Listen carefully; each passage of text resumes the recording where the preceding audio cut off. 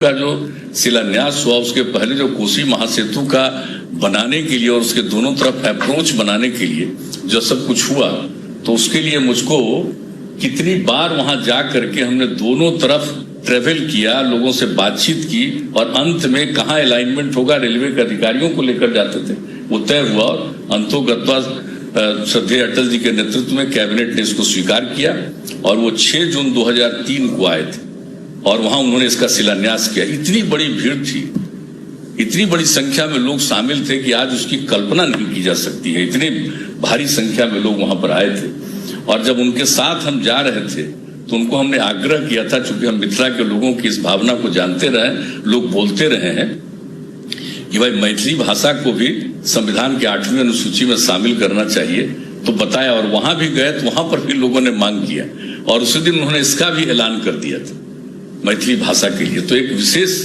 दिन था और आज उसके लिए जो कुछ भी जो बनाया गया था अलाइनमेंट, तो उसी के बगल में जो ईस्ट वेस्ट कॉरिडोर का निर्माण हुआ तो उसका भी अलाइनमेंट वही उसी के जो तय किया गया था कोसी का ब्रिज, उसी के पास उसका भी अलाइनमेंट फाइनली तय हुआ। वो तो पहले बन गया लेकिन अब इसका कोसी का ब्रिज, और हमारे आदरणीय रेल मंत्री जी आए हुए थे यहाँ पर 12 अगस्त 2018 को पटना।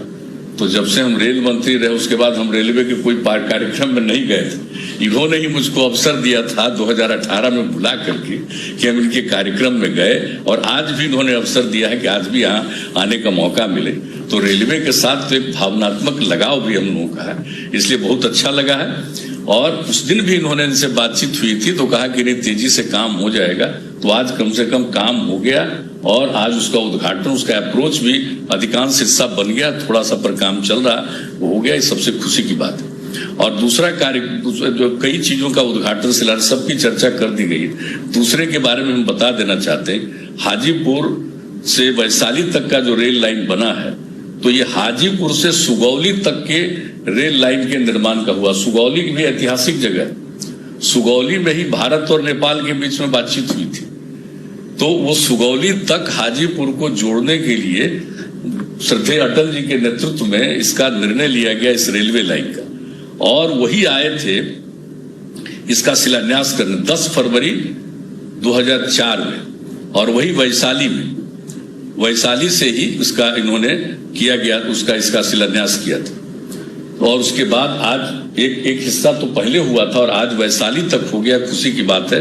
और हम तो रेल मंत्री से ही आग्रह करेंगे कि इसको आगे सुपौल तक पहुंचाने वाला भी काम हो जाए। ये भी श्रद्धेय अटल जी के ही नेतृत्व में हुआ और उन्होंने इसका शिलान्यास किया, तो आज आने का मौका मिला, आज आपके नेतृत्व में इसका उद्घाटन हो रहा है। ये हमारे लिए बहुत खुशी की और व्यक्तिगत प्रसन्नता की बात है।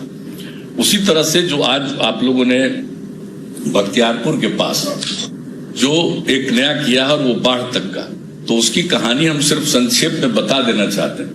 ये जो बाढ़ में एनटीपीसी का बना पावर प्लांट बनने का निर्णय हुआ, उसके पीछे जान लीजिए हम लोगों के साथ श्रद्धेय अटल जी की सरकार में PR कुमार मंगलम मंत्री थे और वो मंत्री थे ऊर्जा मंत्री।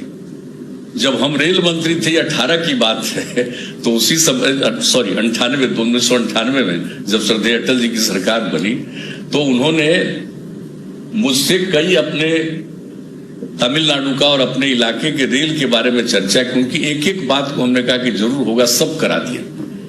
उसके बाद एक दिन पार्लियामेंट का सेशन चल रहा था, तो पार्लियामेंट के सेशन के दौरान ही बाहर उन्होंने कहा कि भाई आप अपने क्षेत्र का एक जगह बता दीजिए, आपके कंस्टिट्यूएंसी में हम पावर प्लांट लगाएंगे, अब बड़ा पावर प्लांट लगाएंगे, 616:3 का लगाएंगे। तो मुझे सुखद आश्चर्य हुआ कि भाई उस समय तो नियम बना हुआ था कि जो कोल एरिया है वहीं पर ये पावर प्लांट लगेगा, और उससे तो 250 किलोमीटर से भी ज्यादा दूर है, ये कह रहे हैं पावर प्लांट लगेगा। मुझको बड़ा सुखद आश्चर्य हुआ और बहुत जल्दी उन्होंने कहा कि आप बताइए एरिया। हमने बता दिया कि पटना के 20 किलोमीटर पूरब से लेकर के आगे 80-90 किलोमीटर में वो देख लें, एक तरफ रेलवे लाइन है, एक तरफ रोड है, और रोड के ठीक बगल में उत्तर साइड में गंगा नदी है, तो देख लें जहां पर उनको उचित लगे। उन्होंने ही सिलेक्ट किया हुआ पंडारक के बीच में वो जगह, चूंकि रेलवे लाइन और रोड के बीच में काफी गैप था, वो जगह का सिलेक्शन हुआ। और जब इसका तय हुआ, इसका भी आकर के शिलान्यास श्रद्धेय अटल जी ने 1999 में किया था। ये मार्च 1999 में किया था इसका उन्होंने शिलान्यास वहां पर उसका।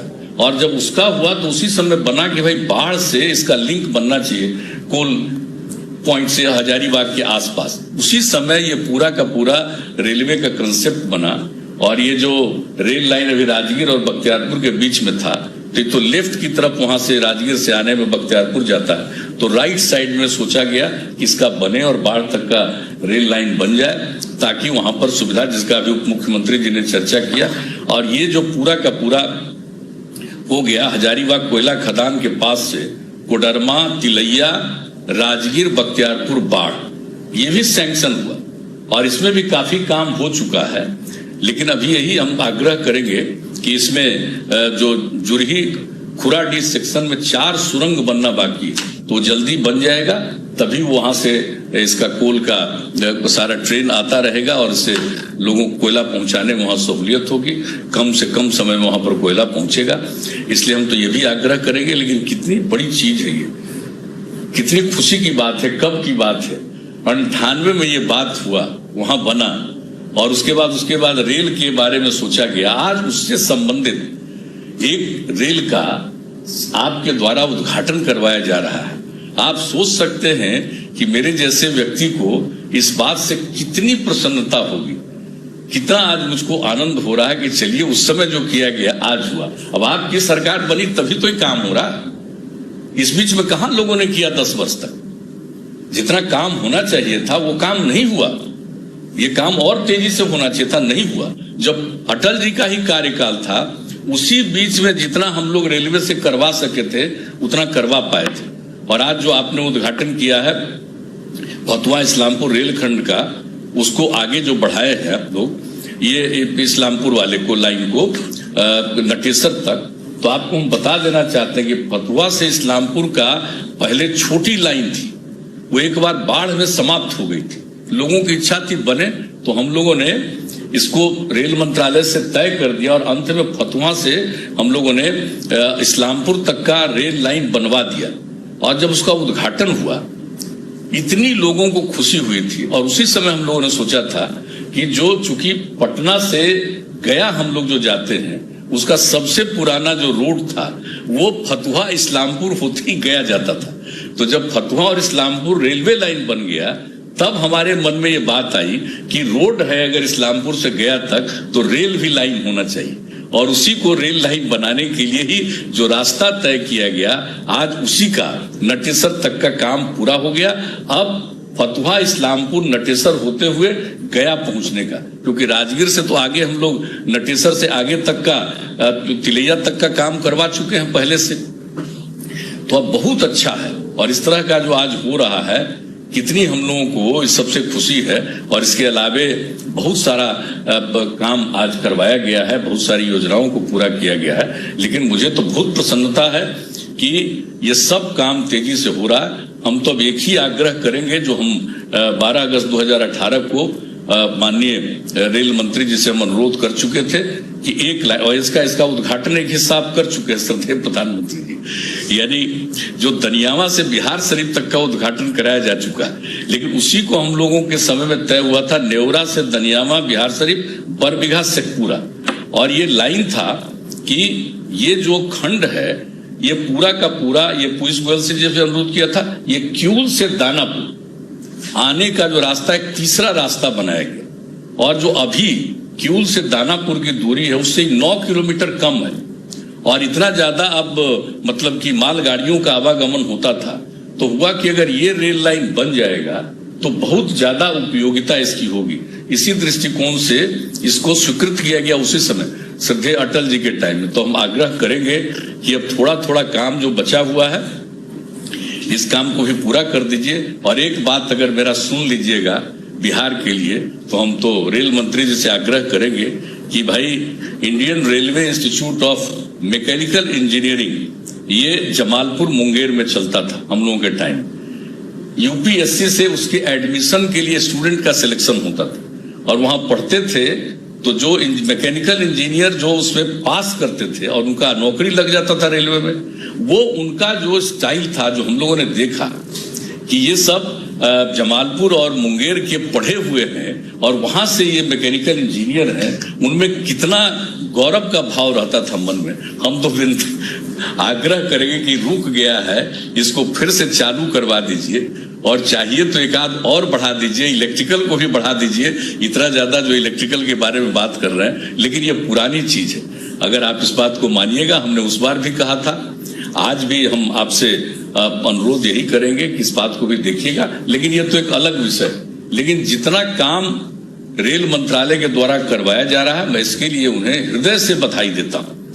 और जो काम आपने अभी बताया कि जितनी राशि का हम खर्च कर रहे हैं, हम लोगों को पूरा भरोसा है कि और बहुत तेजी से सारी योजनाओं का काम पूरा होगा और इससे बिहार के लोगों को तो फायदा होगा ही, लेकिन देश भर के लोगों को फायदा होगा, क्योंकि बिहार बीच में है और उससे आने जाने वाले लोगों को भी बहुत ज्यादा सहूलियत होगी, लोगों को सुविधा होगी। और रेलवे के द्वारा जो मदद किया गया, मैं उसके लिए भी बधाई देता हूं। जिस समय लॉकडाउन का समय चल रहा था, हमारे मजदूर जो बाहर थे, उनको लाने के लिए जो इतनी बड़ी संख्या में आपने विशेष रेलगाड़ियों का परिचालन कराया, उससे बहुत बड़ी संख्या में करीब 22-23 लाख की संख्या में हमारे बाहर से आए। हमारे उप मुख्यमंत्री जी प्रवासी कह रहे थे, हम हाथ जोड़ करके प्रार्थना करेंगे, इस देश में कोई प्रवासी नहीं है, देश पूरे देशवासियों का है। एक राज्य का कोई दूसरे राज्य में जाएगा तो प्रवासी नहीं है, ये तो अपने देश का वासी है। इसलिए खैर, लेकिन अपने राज्य के लोग जो दूसरे राज्य में गए काम करने के लिए, वहां फंस गए, तो वहां से आने में तो रेलवे ने सचमुच बहुत दिक्कत थी। अगर रेलगाड़ी नहीं चलवाते आप, तो इतनी दिक्कत थी, किस तरह से लोग आ रहे थे, कहीं कोई पैदल चल रहा था तो कोई किस प्रकार से चल रहा था, कितनी कठिनाई हो रही थी। तो मैं इसके लिए तो जरूर, आज जो कार्यक्रम रेल का हो रहा, तो मैं भी अपनी तरफ से भी, जो मुख्यमंत्री जी ने कहा है, मैं भी इस बात के लिए मैं विशेष तौर पर बधाई देता हूं। और आज के इस कार्यक्रम के लिए विशेष तौर पर मैं आपका अभिनंदन करता हूं। और श्रद्धेय प्रधानमंत्री जी ने आज के लिए भी जो समय दिया है, इसके लिए मैं उनका भी अभिनंदन करता हूं और अपनी बात समाप्त करता हूं। बहुत बहुत धन्यवाद। धन्यवाद माननीय मुख्यमंत्री श्री नीतीश कुमार जी। आज लोकार्पित होने वाली समस्त परियोजनाओं पर लघु फिल्म आपके समक्ष सादर प्रस्तुत है।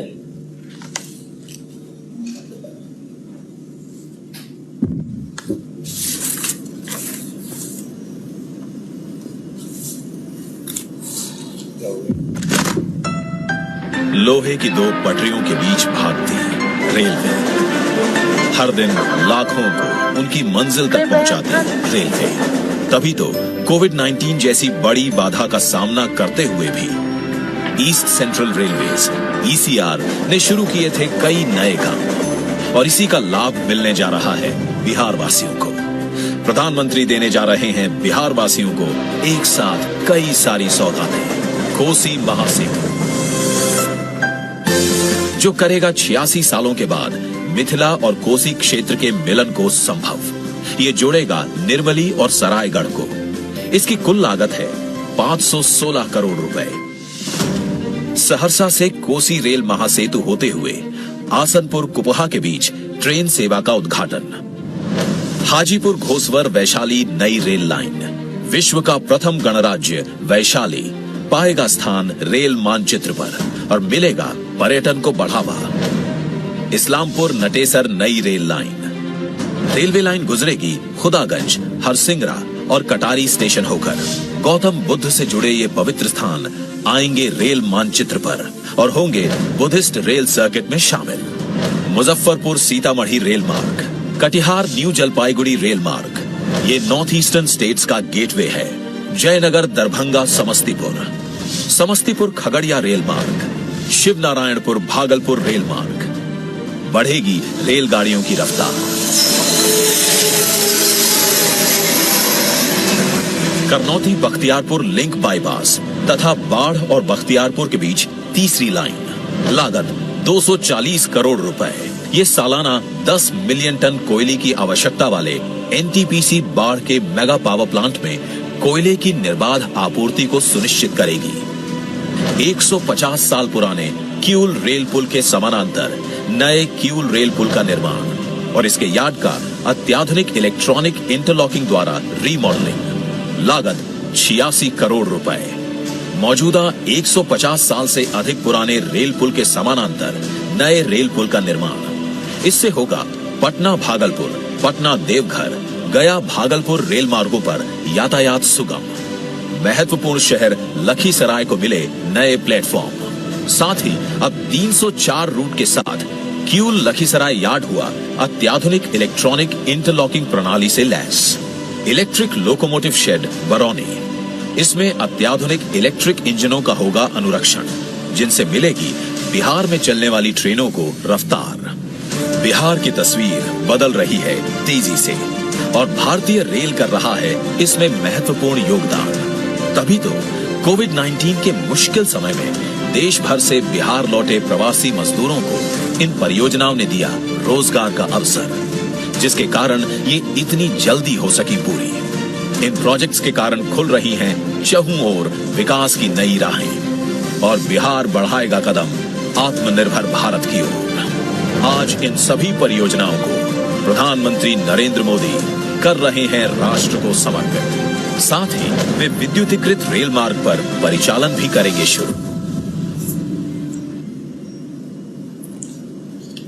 हम सभी के प्रेरणा स्रोत माननीय प्रधानमंत्री श्री नरेंद्र मोदी जी से सादर अनुरोध है कि नवनिर्मित कोसी रेल महासेतु, नवनिर्मित विद्युत लोको शेड बरौनी, नव विद्युतीकृत रेल मार्ग समस्तीपुर दरभंगा जयनगर रेलखंड, समस्तीपुर खगड़िया रेलखंड, शिव नारायणपुर भागलपुर रेलखंड, सीतामढ़ी मुजफ्फरपुर रेलखंड, करनौती लिंक बाईपास और बाढ़ बख्तियारपुर लिंक के बीच नवनिर्मित तीसरी लाइन, नवनिर्मित किऊल सेतु और लखीसराय किऊल इलेक्ट्रॉनिक इंटरलॉकिंग, नवनिर्मित रेल मार्ग सुपौल सरायगढ़ आसनपुर कुपहा राघोपुर, नवनिर्मित रेल मार्ग हाजीपुर वैशाली, नवनिर्मित रेल मार्ग इस्लामपुर नटेसर, नव विद्युतीकृत रेल मार्ग कटिहार न्यू जलपाईगुड़ी, नव विद्युतीकृत रेल मार्ग सीतामढ़ी मुजफ्फरपुर को अपने कर कमलों द्वारा रिमोट बटन दबाकर राष्ट्र को समर्पित करें। माननीय प्रधानमंत्री जी।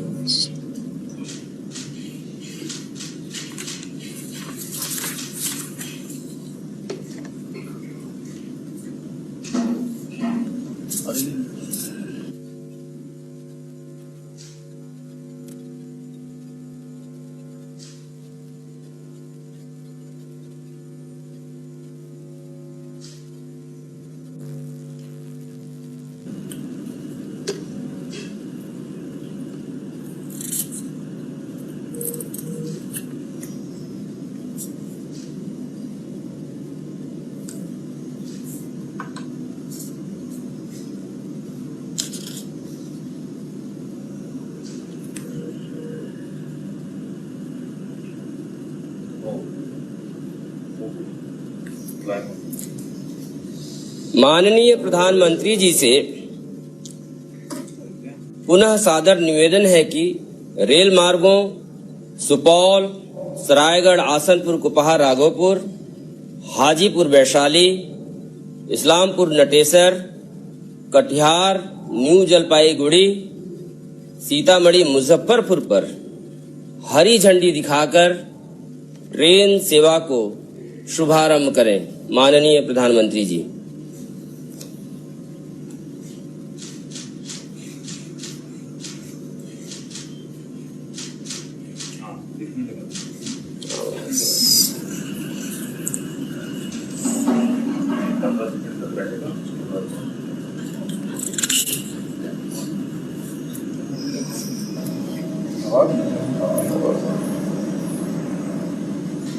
बड़ी स्टार्टिंग है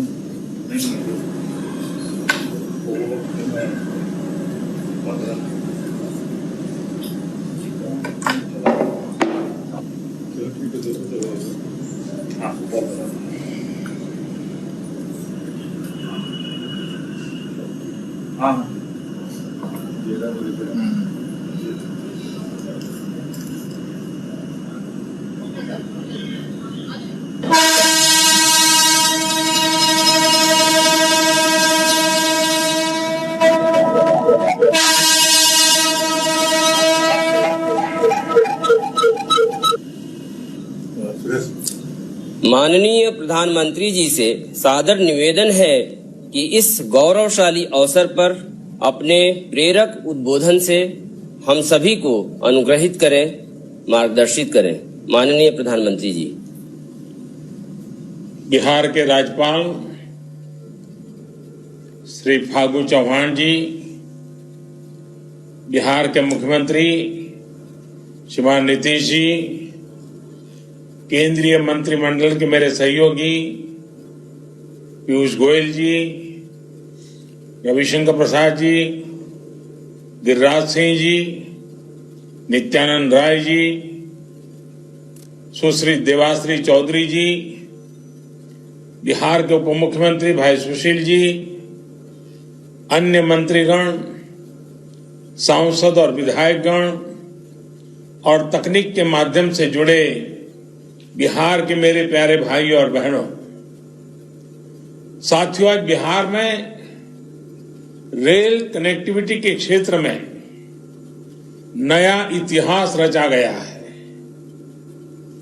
कोसी महासेतु और किऊल ब्रिज के साथ ही बिहार में रेल यातायात, रेलवे के बिजलीकरण और रेलवे में मेक इन इंडिया को बढ़ावा देने, नए रोजगार पैदा करने वाले 1 दर्जन प्रोजेक्ट्स का आज लोकार्पण और शुभारंभ हुआ है।